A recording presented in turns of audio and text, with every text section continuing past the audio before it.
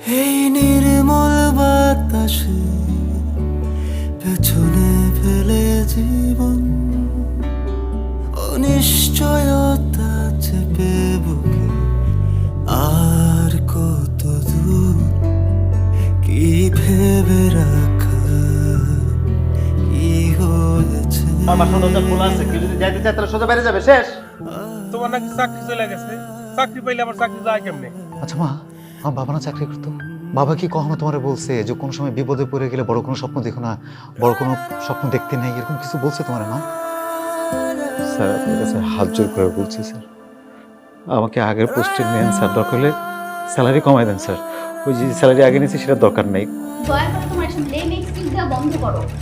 এগুলো আনতে তোমাকে কারোর কাছে যেতে হবে না। আমার ছেলেটার চাকরি নেই বলে যে আর কোনোদিনও হবে না তা তো না। হ্যাঁ, যে চাকরিটা করতো আমার ছেলে তার থেকে আরো অনেক ভালো চাকরি পাবে। তুমি